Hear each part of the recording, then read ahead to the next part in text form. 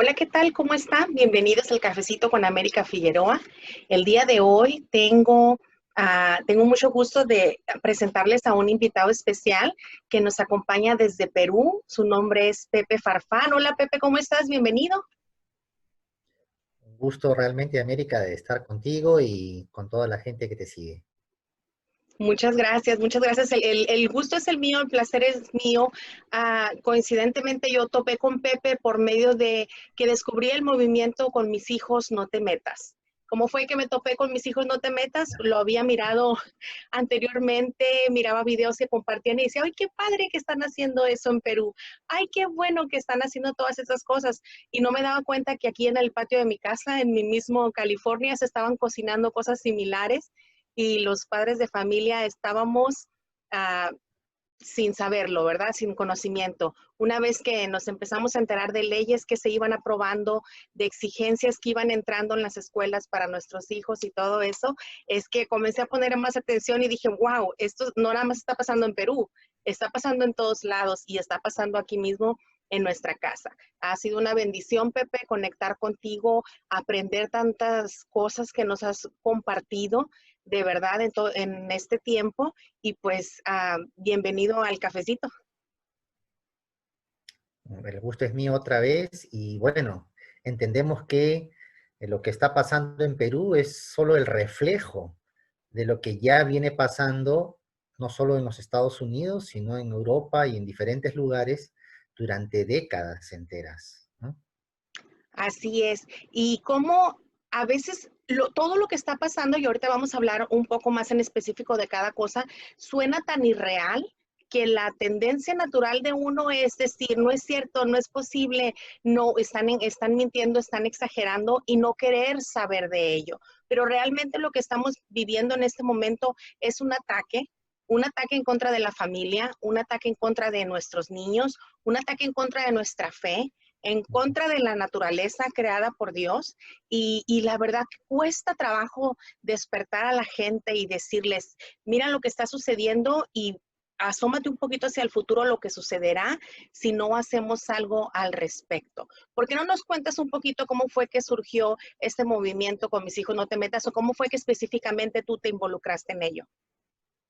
Sí, bueno, así como tú, podría decir que yo tenía un conocimiento vago de las cosas que estaban pasando a nuestro alrededor, eh, hasta que se dio el caso de que, bueno, yo soy comunicador social y me tocó trabajar en el Congreso de aquí de Perú, en el despacho de un congresista que justamente trabaja mucho estos temas de vida y familia. Él, yo diría, es uno de los principales líderes pro vida, pro familia que hay aquí en el país. Y me tocó trabajar con él. Y fue a raíz de esto que fui de pronto dándome cuenta que las cosas que pasaban tenían un hilo conductor, que se iban conectando unas a otras y que tenían un sentido y un propósito oculto. Y tal como tú dices, al comienzo decía, no es tanto así, yo creo que están exagerando, ¿no? Pero uno va viendo cada cosa y de pronto, wow, bueno, esto tiene sentido, ¿no? Pero no creo que tanto. Y luego, otra vez, pero bueno, ya no debe ser. Y en ese plan uno empieza a ver y atar cabos y te das cuenta que realmente algo está pasando. Y cuando ya entras en conciencia de eso, y empiezas a explorarlo bajo esa premisa, es que sí, te das cuenta todo esto está pasando. Y entonces allí empecé a investigar de lleno, me metí con todo, a estudiar esto que está sucediendo.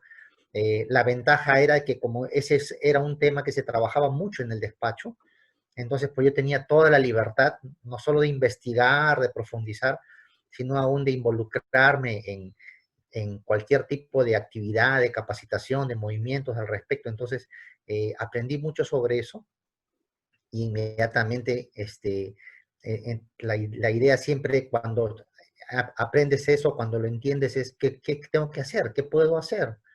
Y entonces ahí fue cuando surge la posibilidad de involucrarme en el movimiento Con Mis Hijos No Te Metas, previo al movimiento había otro movimiento que se llamaba CONAPFAM, la Coordinadora Nacional Pro Familia, que fue como la que dio a luz a Con mis hijos no te metas, ¿no?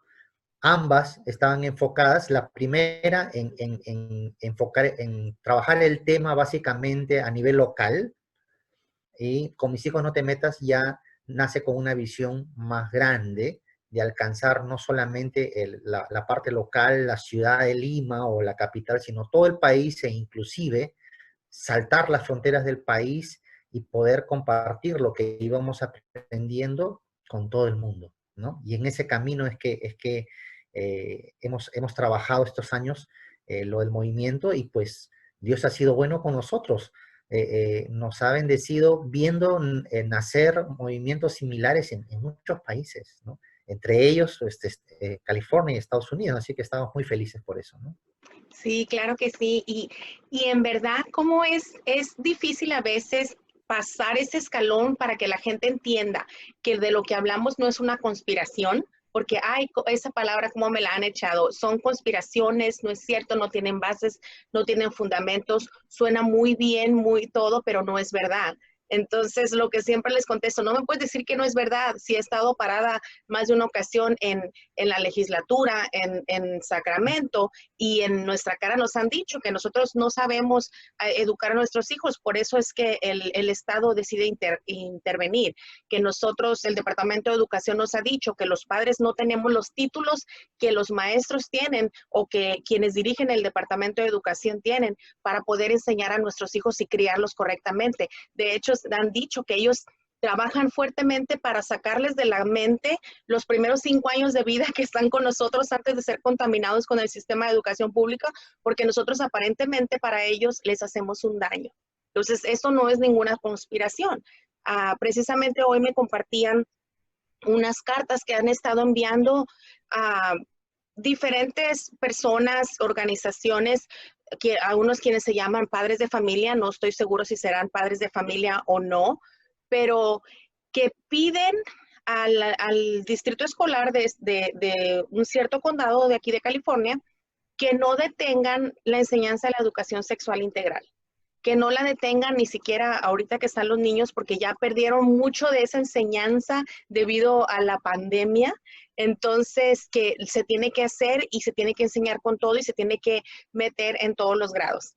Entonces, vemos que los que están peleando en contra nuestra no se detienen, siguen adelante, pero nosotros a veces como que nos cansamos o nos empezamos a deschongar entre nosotros, entonces ya no llegamos a mucho. Explícanos, por favor, para la audiencia, ¿qué es la educación de sexualidad integral? ¿Y por qué no podemos caer en la confianza de decir, pues a todos nos enseñaron educación sexual cuando éramos niños? Sí. Bueno, lo primero que me llama la atención es que, según lo que cuentas, es gracioso que cuando ellos hablan de los padres, como tú dices, les asignan a ellos mucha ignorancia, mucho desconocimiento, mucha falta de técnica o de profundidad educativa, etcétera. Ujú. Pero cuando los padres, que en este caso, por ejemplo, ese grupo, que ellos hacen, en ese momento los padres sí son importantes, sí son inteligentes, sí saben lo que piden, etcétera, etcétera. O sea, en realidad es básicamente utilizar el concepto de los padres, básicamente para avanzar una agenda, y desecharlos cuando simplemente no sirven, pues, ¿no? No opinan como ellos. Ahora, sí hay una gran diferencia entre lo que es la educación sexual, que probablemente la mayoría de nuestra generación ha recibido, y la que se viene impartiendo ya desde hace algún tiempo en los colegios ahora. ¿Por qué? Porque lo que hay ahora es básicamente una educación permeada completamente por un pensamiento neomarxista, por una visión bastante elaborada, que se ha trabajado inclusive desde el siglo XVIII, lo hemos venido estudiando ya, y que intenta imprimir e imponer en Occidente un pensamiento reduccionista del ser humano, un pensamiento donde básicamente lo importante, lo único que prima es la búsqueda del placer como el sentido último de la vida. Y en este sentido, pues todo lo que me produzca placer, independientemente de si eso es ético o no, está bien, ¿no? Y hay que hacerlo. Y todo, y la vida tiene que dirigirse hacia eso. Ahora, la educación sexual va en ese sentido, porque lo que está buscando básicamente es decirle al niño, pues, el placer es bueno y el sexo es bueno, entonces experiméntalo lo antes que puedas, porque te estás perdiendo de algo bueno. Y bueno, si hay alguien que dice que no y tiene sus cosas allí, sus principios morales, no le hagas caso. Y si son tus padres, tampoco les hagas caso. Háganos caso a nosotros que sabemos lo que realmente te conviene, ¿no? Ahora, puede ser, sí, que en muchos casos las personas que propugnan este pensamiento tienen más títulos que nosotros, puede ser que tengan más, más preparación académica y pedagógica, pero más valores morales no. Más amor por nuestros hijos, no. Más principios sobre los cuales fundamentar seriamente la vida, no. Definitivamente. Yo puedo reconocerle a muchos de ellos, pues muchos años de estudio, pues mucha preparación académica, pero algo que hemos aprendido claramente es que la preparación académica no garantiza la integridad ética. La preparación académica, los estudios, no garantizan que tú seas una persona moral. Y es más, hemos visto que los grandes estafadores de este siglo son básicamente personas muy inteligentes. Y los grandes robos no los hacen personas sin cultura, sino los hacen las personas que más cultura tienen. ¿Quiénes son los que más roban? Hablando de los países latinoamericanos. Tú me hablarás de la realidad en los Estados Unidos, pero ¿quiénes son los que más han robado en los países latinoamericanos? ¿Las personas ignorantes que no han ido a la escuela, que no han estudiado, que no saben nada? No, han sido las personas que tienen títulos, que son doctores, que tienen pues toda la preparación académica. Ellos son los que más roban. Entonces, no garantiza para nada el hecho de que una persona diga, bueno, yo tengo mi título, yo sé más, a que su integridad moral, personal, a que sus valores sean realmente respetables. Y por esa razón, los padres tienen todo el derecho y toda la necesidad de proteger a sus hijos frente a cualquier cosa que ellos vean que puede afectarles realmente en lo más sagrado que tienen, que es su propia identidad. La educación sexual integral afecta la identidad de los niños desde el momento en que les dicen, tú no eres nada, y por lo tanto puede ser lo que quiera ser. O sea, desde el momento en que al niño lo enfrentan a ese concepto, ¿yo qué soy? Nada, tú decídalo, o sea, sí, pero yo me veo, yo soy un hombre. No, no, pero puede ser que no lo seas, y puede ser que seas una mujer, o puede ser que seas otra cosa, etcétera. Entonces, ya desde el momento en que empezamos a cuestionar la identidad del niño, estamos básicamente agrediéndolo, porque estamos maltratando su propia autoconcepto. Y no solo en el autoconcepto que tienen en su mente, sino lo que es parte de la realidad, porque estamos afectando la realidad. Es como que yo de pronto dijera, pues, ¿sabe qué? No sé, los caballos pueden caminar en Marte, ¿no? Y se me ocurre que sí, o sea, o sea, yo puedo tener esa creencia y eso es respetable, pero no puedo imponerle a los demás que crean eso porque simplemente no es real. Las ideas que están en nuestras cabezas pueden ser muy respetables, pero muchas de ellas no son reales y mucho menos serían la base para imponer esas ideas de demás. Y eso es lo que hace la educación sexual integral. Está promoviendo conceptos equivocados de identidad en los niños, lamentablemente. Así es. No sé si escuchaste de un fallo que dio la Corte Suprema aquí en los Estados Unidos el día de ayer. Entonces, Ujú. en pocas palabras, pues casi legisló la Corte Suprema redefiniendo, ¿verdad? lo que es el género, a la identidad de género, lo que era nada más sexo masculino y femenino, ahora ya tiene género y tiene identidad.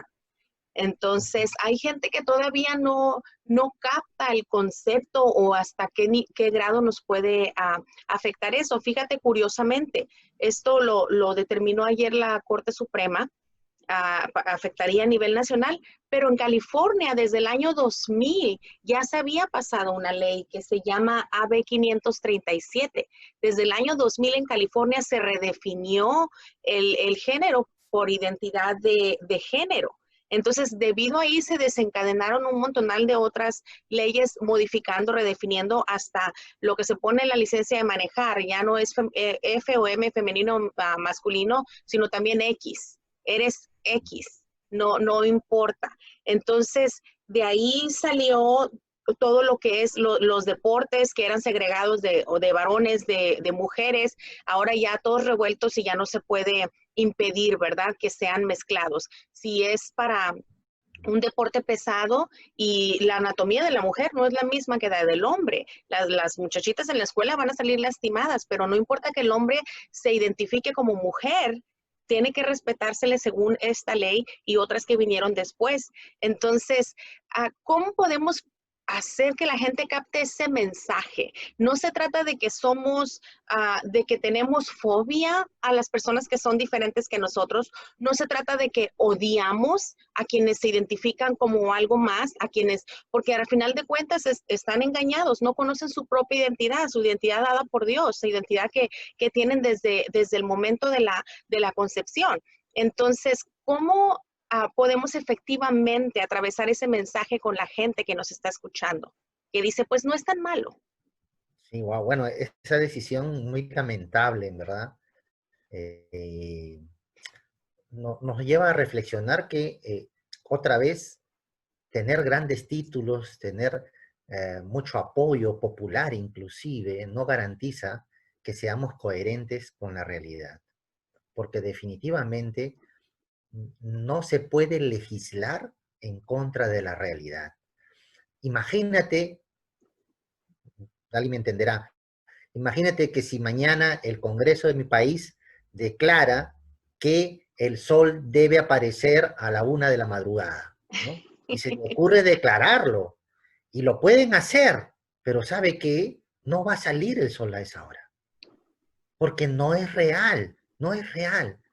Ahora, podrían inclusive comportarse como si estuviera pasando eso, pero lo único que van a hacer es hacerse daño a sí mismos, porque en el momento en que se vayan a la playa y se vayan, se pongan su ropa de baño y no va a funcionar, y se echen ¿cómo se llama esto? Su crema para el sol, y no va a funcionar. La realidad es muy terca, y va a mostrar una y otra vez que no se puede ir contra ella. Ahora, lo que ha hecho la Corte Suprema en los Estados Unidos es ir contra la realidad.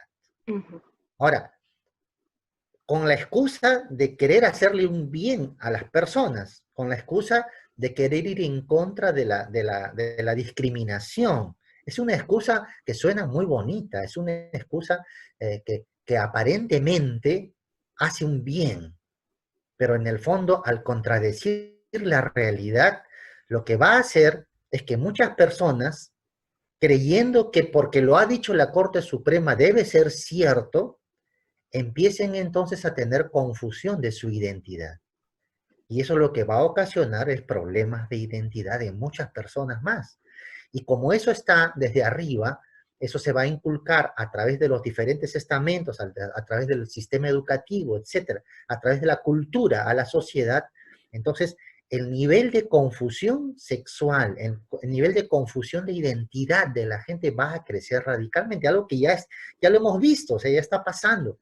Simplemente están confirmando que la irrealidad, la irracionalidad puede llegar inclusive a establecerse como ley. Ahora, esto tampoco no es una gran sorpresa. Recuerda que hace un tiempo, por ejemplo, en Sudáfrica se legisló el apartheid.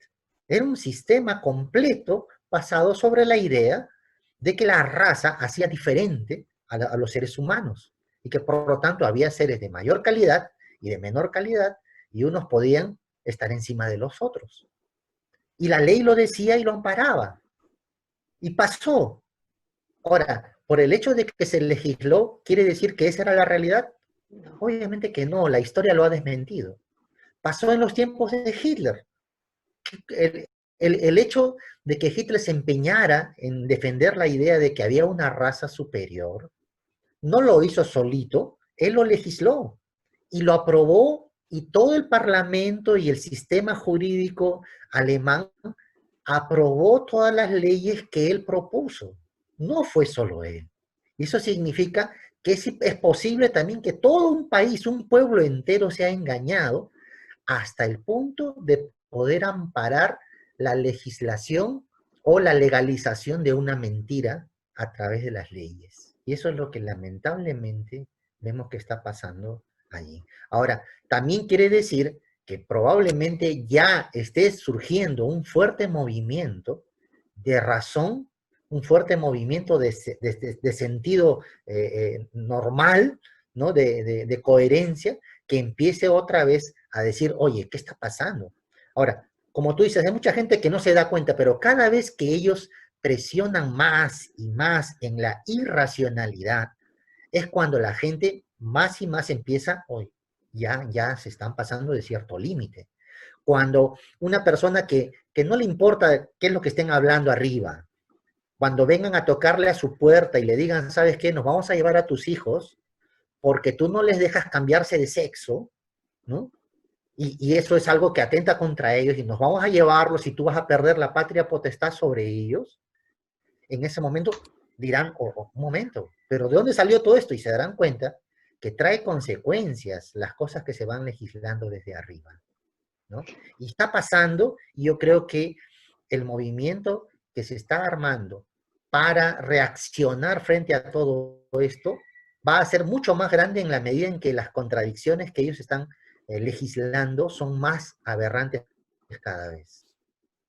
Así es, y va a traer consecuencias también nuestra falta de acción, nuestra falta de tomar acción y de exigir, porque hay cosas que se están legislando que van aún en contra de la Constitución de los Estados Unidos, de nuestros derechos dados por Dios, los cuales la Constitución respalda y protege, pero nosotros al estar ignorantes en ese aspecto estamos voluntariamente entregándolos. Entonces nos vamos a dar cuenta quizá cuando ya sea demasiado tarde. Fíjate que curiosamente la semana pasada, en menos de 3 minutos, la asamblea de aquí del estado de California votó para aprobar otra ley, la AB 1228. Esta ley, esta ley lo que dice es que de por sí nuestro estado está en bancarrota casi, ¿verdad? Está en deuda. Ahora va a apartar 15 millones de dólares cada año para, con esos 15 millones de dólares, poder solventar lo que son operaciones de sexo y operaciones de cambios de sexo y hormonas, tanto para mayores de edad como para menores de edad. Dice que esto se realizarán en clínicas, en diferentes partes. ¡Qué coincidencia que el año pasado a la legislatura, el Departamento de Educación de California aprobó que se instalen clínicas dentro de las escuelas! Qué coincidencia que Planned Parenthood, el negocio de los abortos, celebró por lo alto que se comenzaron a instalar estas clínicas. Comenzaron 2 condados pilotos, que fue Los Ángeles y Orange. Entonces, ¿qué nos está diciendo esto? ¿Quiénes son los mismos que están celebrando? Aún esta ley tiene que pasar por el Senado, pero la Asamblea en menos de 3 minutos votó a favor aprobándolo. Entonces, ¿qué quiere decir? Van a sacar ese dinero de algún lado, obviamente de los contribuyentes. Nosotros vamos a tener que pagar por eso y aparte nuestros hijos ya no va a ser nada más, pues si quieres o aquí está un papelito o ve a esta junta o como ahora va uno al pediatra. Y si el niño ya cumplió 12 años, le preguntan, ¿puede estar tu mamá aquí adentro contigo?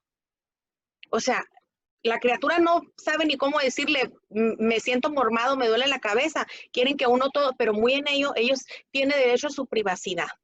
Cumplió 12 años, tiene derecho a su privacidad. Entonces ahora si en la escuela van a estar las clínicas, les están robando su identidad, les están haciendo creer que pueden ser papalote, escoba o lo que quieran, Y entonces, ¿en qué posición nos está poniendo esto? Hace tiempo escuché una reflexión de Agustín Laje y decía, si tú quieres ser Superman y subirte a la punta de un edificio y aventarte, pues estás en tu derecho, pero no me exijas que yo pague por tu capa, que yo pague para que tú te avientes. Entonces, estamos en la misma posición. El gobierno no solamente nos está diciendo, tienes que tolerar, sino tienes que aceptar y tienes que pagar por esto que está pasando, aun que esto vaya a poner en riesgo a nuestros propios hijos.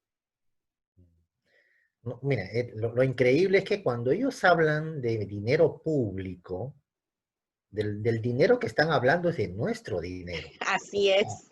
Eso suena bonito, dinero público. No es dinero público, es dinero de cada uno de los contribuyentes.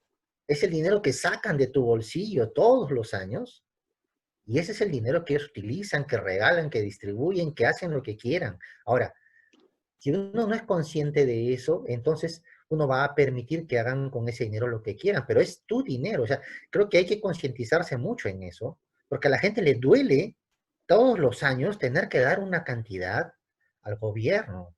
No es algo sencillo, al gobierno no le cuesta nada, ellos están sentaditos ahí, la plata llega, porque la plata viene de los contribuyentes. Entonces, hay que tener mucho cuidado con quién se elige.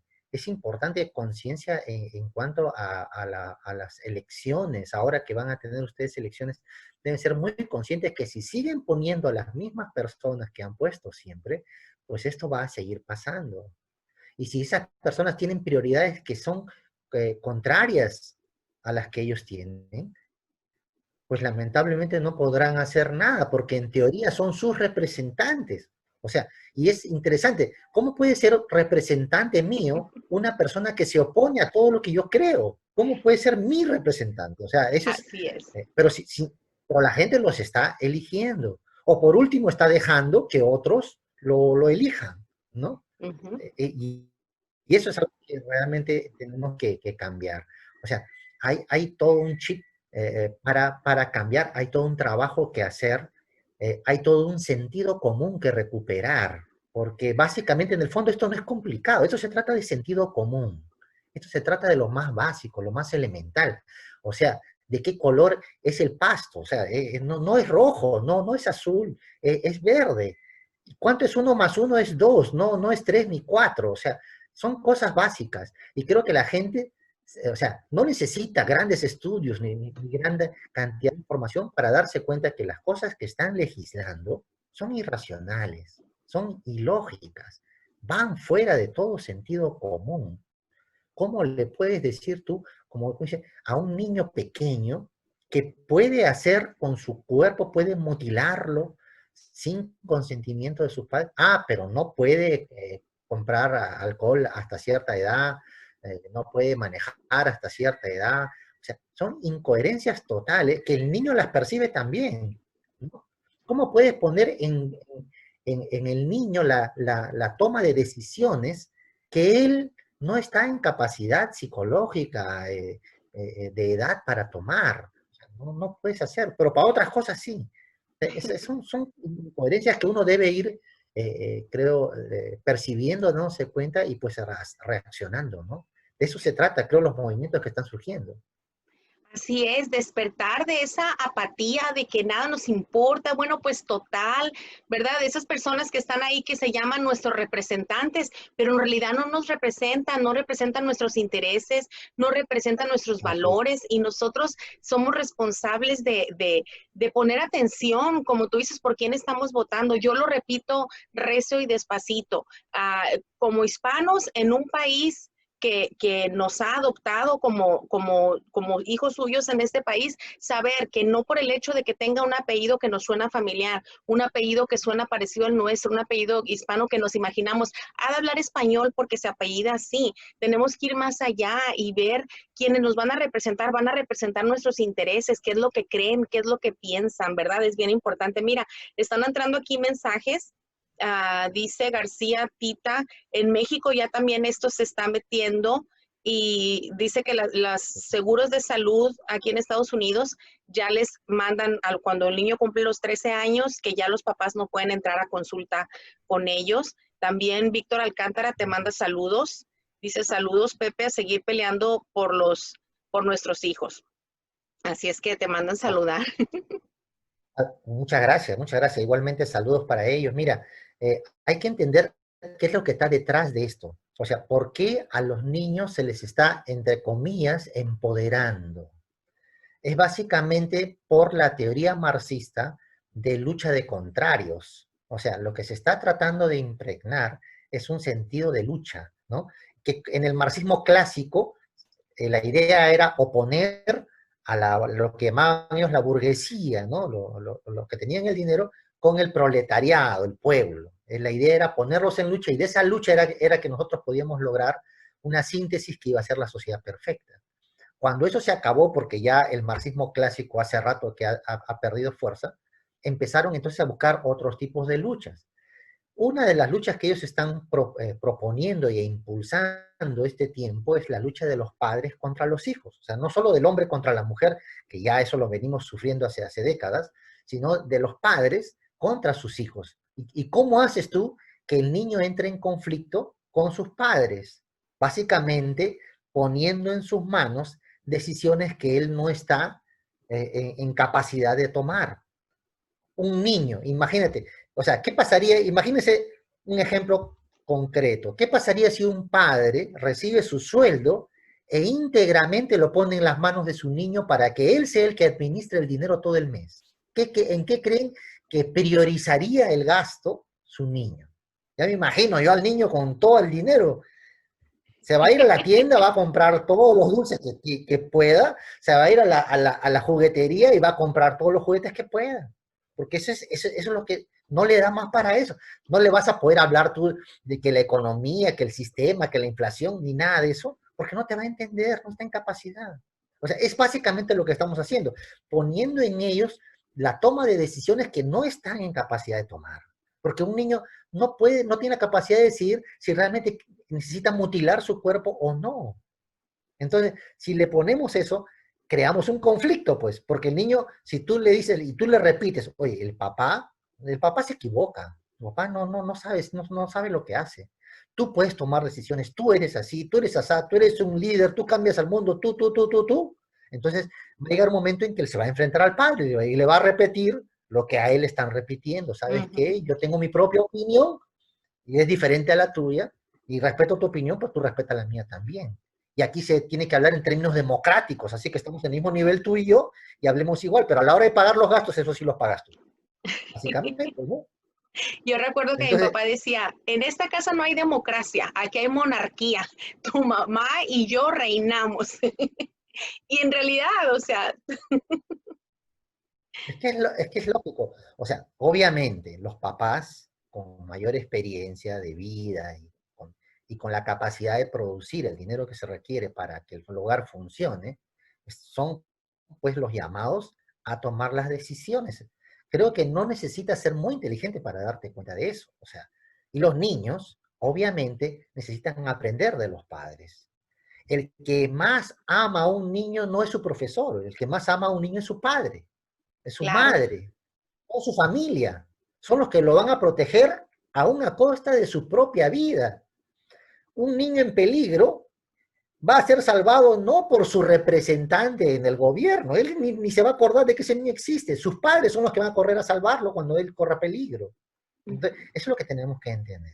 Estamos dejando en las manos de personas que realmente no tienen mucho interés por nuestra familia en particular, a que tomen las decisiones más importantes de nuestra familia en particular.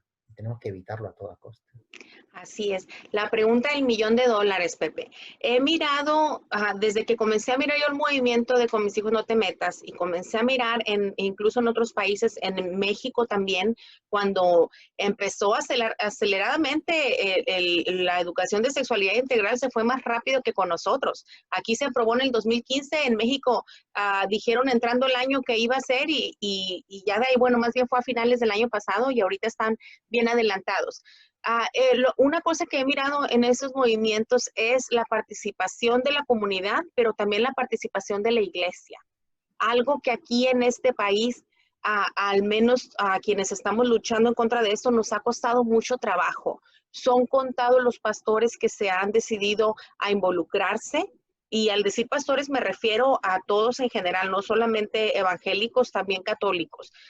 No está como, existe como ese temor o como, no sé si a veces será falta de credibilidad, de poderse involucrar en la lucha y de no reconocer el pilar tan importante, el fundamento tan importante que es la iglesia en la sociedad, en la comunidad. ¿En qué estamos fallando? Mira, yo creo que es básicamente falta de información. ¿Por qué te digo? Porque, bueno, en la palabra está escrito, mi pueblo fue destruido porque le faltó conocimiento. Así es. Ahora, yo no creo que sea falta de ganas, yo no creo que sea falta de principios o de valores, yo creo que los tenemos. Pero cuando un pastor conoce, fue lo que me pasó a mí en parte también, o sea, cuando yo no conocía, no me llamaba mucho la atención y no tomaba importancia de esto, pero cuando tú vas conociendo, cuando vas sacando cabos, cuando el rompecabezas se va armando y te das cuenta de lo que está pasando, es cuando empiezas a hacer todo lo que esté en tus manos para hacer algo a favor de eso o en contra de eso.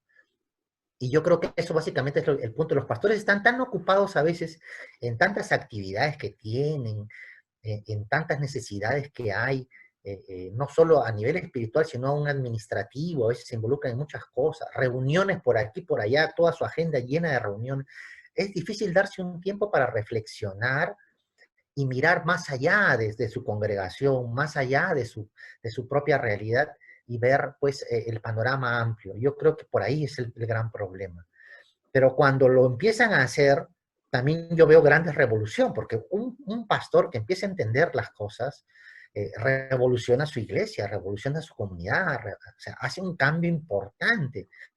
Lo hemos visto, o sea, ¿qué pasó? Por ejemplo, ¿quién fue el principal líder de la lucha contra el racismo en los Estados Unidos? Fue un pastor.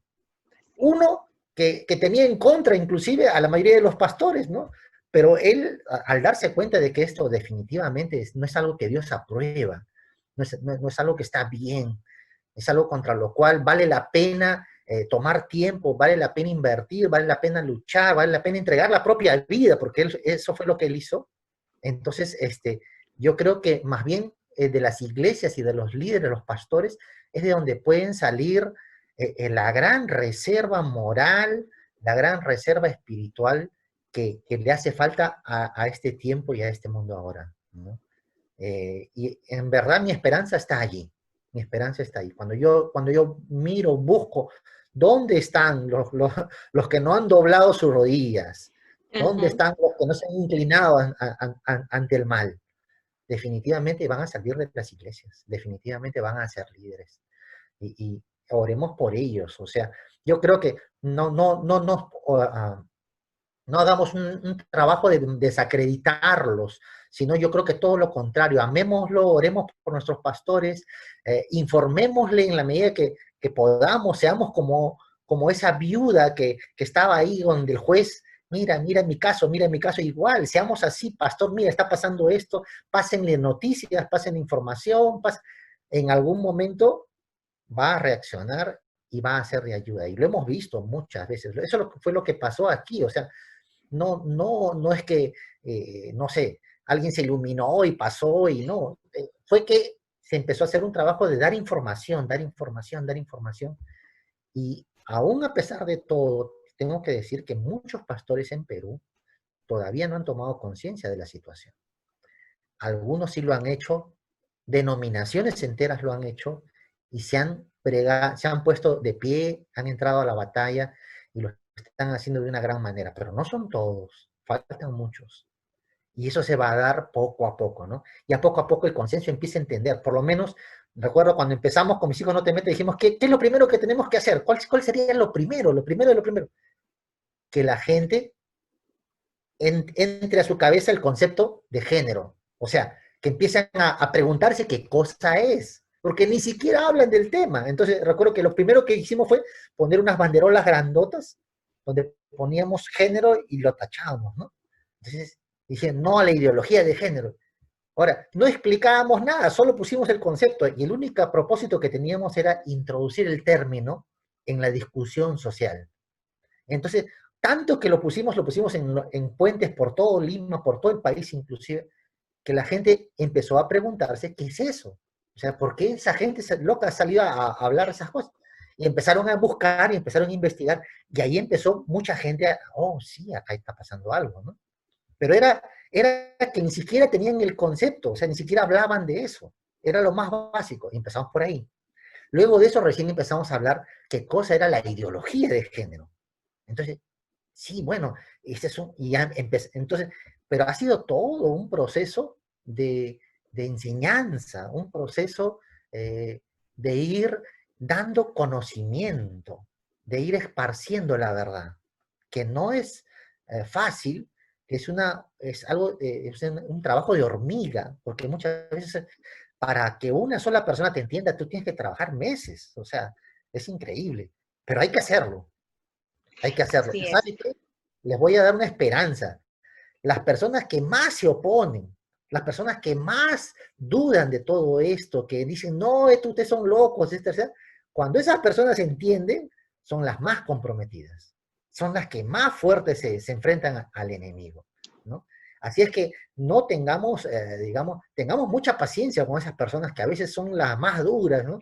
Porque finalmente, así como Pablo, aunque sea un perseguidor y que esté dispuesto a matarnos en algún momento, cuando esa persona, Dios cambie su corazón, cuando le enseñe la verdad y la verdad llega a su corazón, esa persona será un tremendo instrumento en las manos de Dios para esparcir esa verdad por todo el mundo.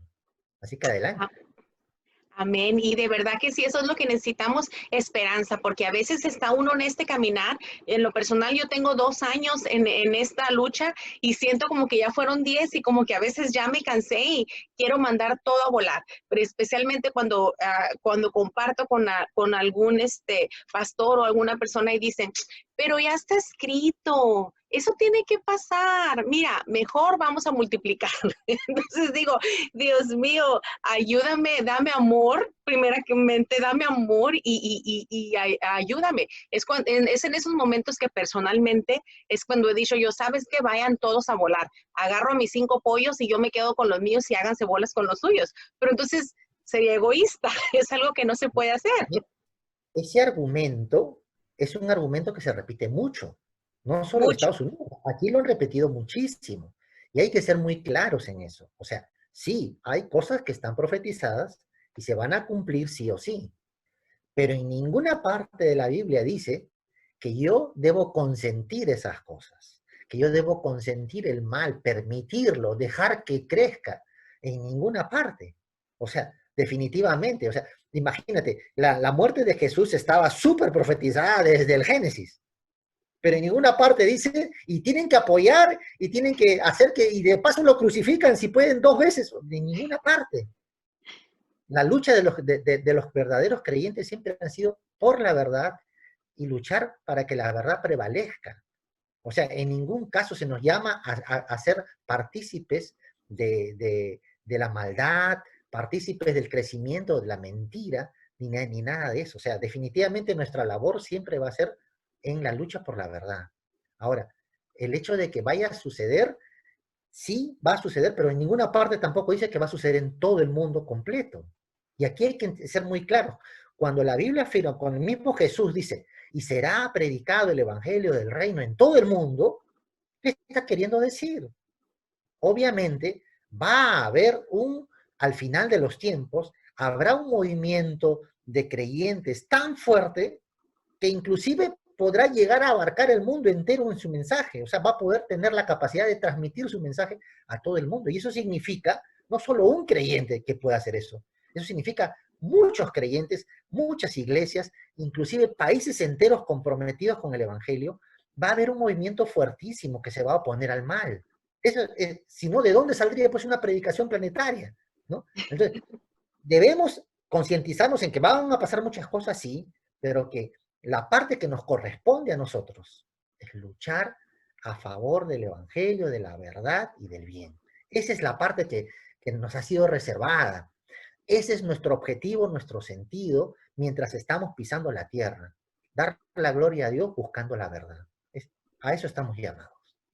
Así es, y seguir adelante sin desanimarnos, aunque a veces sienta uno que ya no podemos, ¿verdad? Es estar ahí por lo que es bueno, por lo que es agradable a Dios, en defensa de la fe, la familia, los valores, los principios y sobre todo de nuestros hijos, que Dios nos los dio, nos permitió tenerlos, pero para que hagamos de ellos personas de bien, para que los enseñemos y puedan ellos ser instrumento de Dios aquí en la tierra, no nada más para dejarlos. No nos dijo, te daré 5 hijos para que el gobierno te los críe. Te daré 5 hijos para que el gobierno los eduque. Es nuestra labor y nuestra tarea enseñarlos y repetirles las palabras escritas en la Biblia y decirles, esa es la manera en que Dios nos da la instrucción de cómo vivir.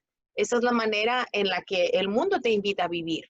Tú eliges si quieres vivir feliz o no quieres vivir, o quieres vivir, experimentar lo que el mundo hace. Una cosa muy importante, recordarles que ellos tienen una identidad dada por Dios.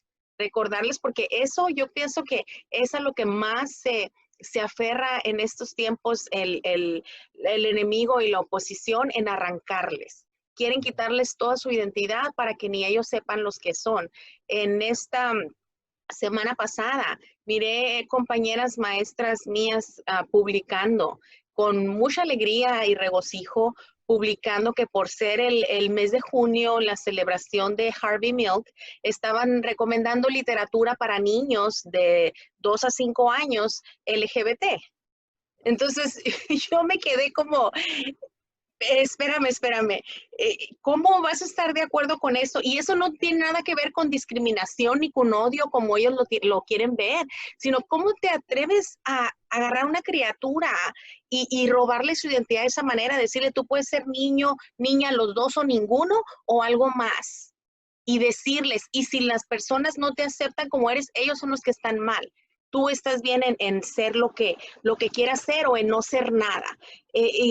Para mí eso la semana pasada fue como, wow, porque no fue una maestra, fueron varias que lo publicaron y lo celebraron. La decisión de la Corte Suprema del día de ayer, maestras, amigas mías, lo compartieron y lo celebraron. Triste, la mitad de estas maestras se llaman cristianas, se dicen ser cristianas.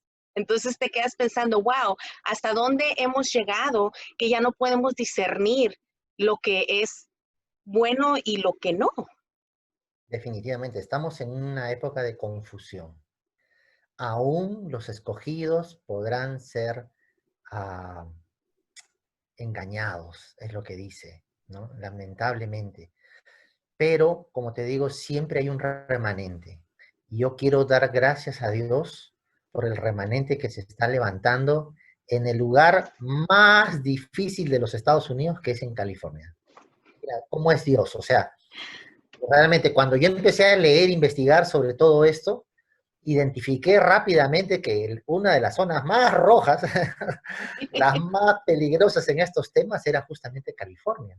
Y decía, wow, o sea, qué difícil debe ser la vida ahí. Y cuánto ha avanzado, porque ahí pues hasta se aprobó de todo, ¿no? Uh-huh. Increíble, que es justamente ahí, por eso, donde se ven más las contradicciones, es donde se levanta entonces, por reacción, un movimiento de sentido común que se opone. Y yo doy gracias a Dios porque ahí se ha levantado un movimiento fuerte. Y no solo eso, creo que los hispanos en particular Así son es. los que tienen la fuerza suficiente como para cambiar las cosas allí. Porque no solo son una gran cantidad de gente allí presente, sino son los que tienen valores de sentido común que todavía no han perdido frente a una sociedad que ya básicamente ha sido ganada para cualquier cosa.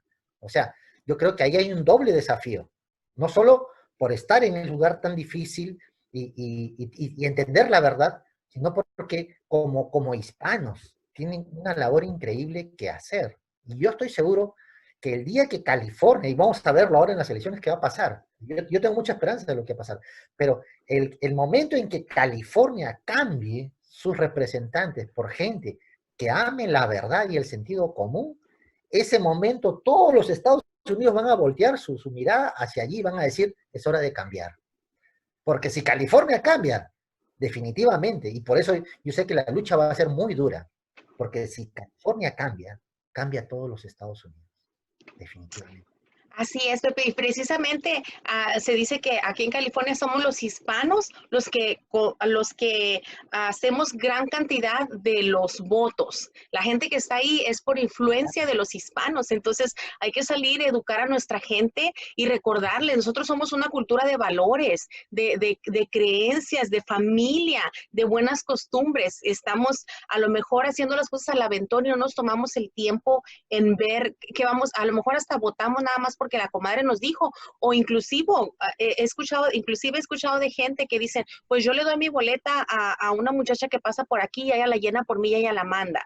Entonces, si tenemos esa influencia nosotros de cambiar el voto y a nosotros se nos adjudica que el Estado está como está, porque nosotros somos los que estamos votando de esa manera. Imagínate si votamos educadamente en noviembre, si hacemos las cosas diferentes. Yo también tengo esperanza porque como hay un dicho que dice, según va California, va toda la nación.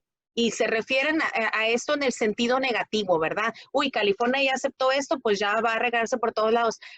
Yo tengo esperanza también, tengo fe que lo veremos en el sentido positivo. Según va California, según ver toda la nación y según va la nación, aquellos que tienen sus ojos puestos sobre Estados Unidos van a comenzar también a cambiar su manera de pensar. Nuestro país amigo, mi querido México, de donde yo soy, está sufriendo también por lo mismo y me agrada mirar las grandes manifestaciones de gente que sale, entre ellas mi madre, que ella vive y ahí está y veo que la maltratan en Facebook cuando hace sus transmisiones y señora esto y le dicen hasta que se va a morir, pero mi madre ahí está.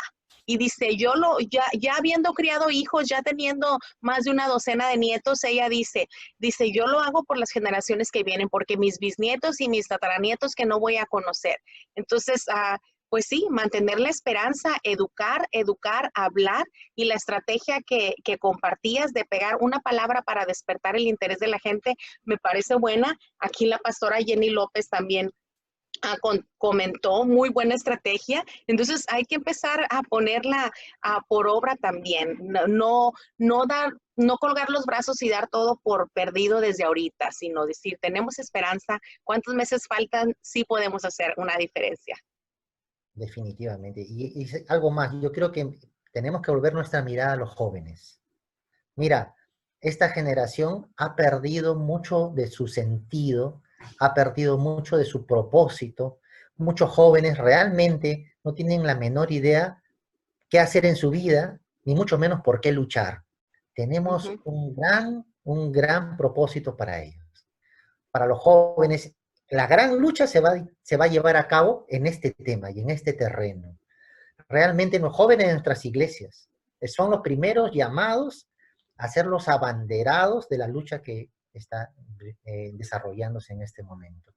Así es que miremos a ellos, o sea, hay una gran fuente allí de soldados para la batalla. Yo creo que de ahí se van a levantar.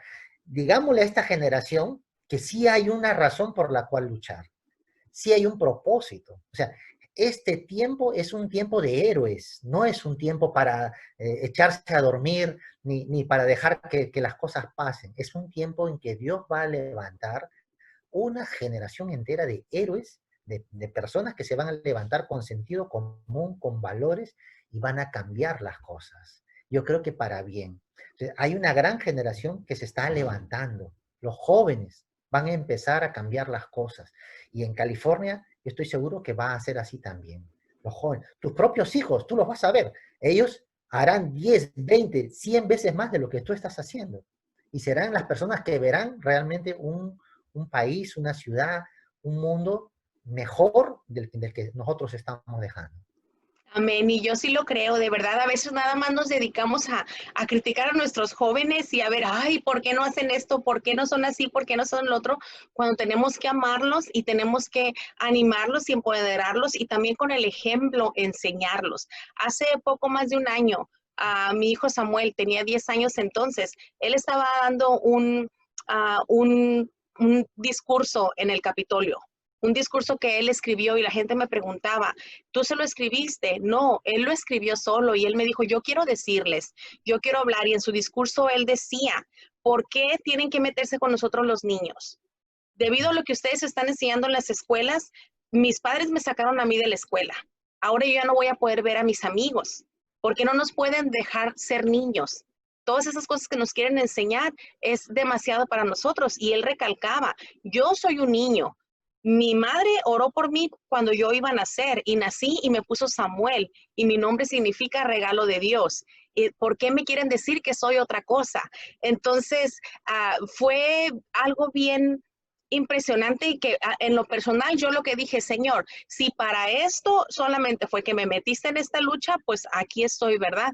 A final de cuentas, por mis hijos no es nada más de decir en Facebook voy a poner, amo a mis hijos, daré mi vida por ellos y quedarme sin hacer nada, sino realmente no pongas nada mejor en Facebook y sal y a la lucha y ponte en la brecha por ellos. Y los jóvenes, yo también creo que los jóvenes, esos jóvenes que a lo mejor ahorita no dan un peso por ellos porque tristemente en las escuelas les ha adoctrinado también, pero hay una razón por la que estas organizaciones y las escuelas están luchando tanto por ellos, porque los invitan a ser guerreros de justicia social, porque saben el potencial que hay en ellos, saben que ellos son agentes de cambio, saben que todo lo que pueden hacer. Ahora, si ese potencial lo encaminamos nosotros correctamente, ellos serán la generación que se levante a voltear las cosas y decir, no más, vamos en esta dirección. Vamos a empezar a caminar en una dirección diferente. Y de verdad que yo le pido a Dios que permita que mis ojos lo vean.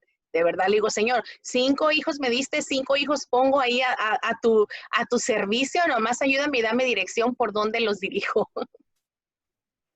Sí, bueno, yo también tengo esperanza en ellos y sí, hay muchas, o sea, todos los días vemos retrocesos y avances, creo que esa es parte de la lucha, Uh -huh. pero creo que los avances van a ir incrementándose poco a poco en la medida en que la nueva generación va asumiendo el reto que hemos asumido. Y básicamente van a llegar con un mensaje tan simple como el que ha dado tu hijo, o sea, dejen a los niños ser niños, dejen a las niñas ser niñas, así de simple y así de sentido común es todo esto. Que cada uno pueda hacer lo que su diseño original le ha hecho ser, lo que son. O sea, simplemente, ¿no? De eso se trata. Y dejen de meter cosas, ideas, que básicamente lo único que hacen es confundir, crear confusión y crear pugna, crear pelea, disensión entre los esposos, entre los padres con sus hijos, entre la sociedad, los maestros con sus alumnos, entre los representantes con sus electores, etcétera, ¿no? Dejen de crear conflictos innecesarios. Más bien, en vez de enfocarnos en crear conflictos, enfoquémonos en unirnos y en hacer cosas de bien.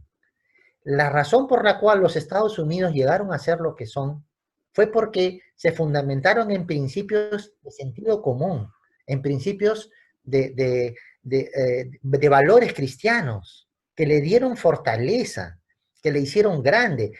Si los Estados Unidos al comienzo hubieran sido invadidos, por ejemplo, por una dictadura comunista, tú no estarías ahí, ni yo estaría acá, ustedes probablemente estarían en un campo de concentración.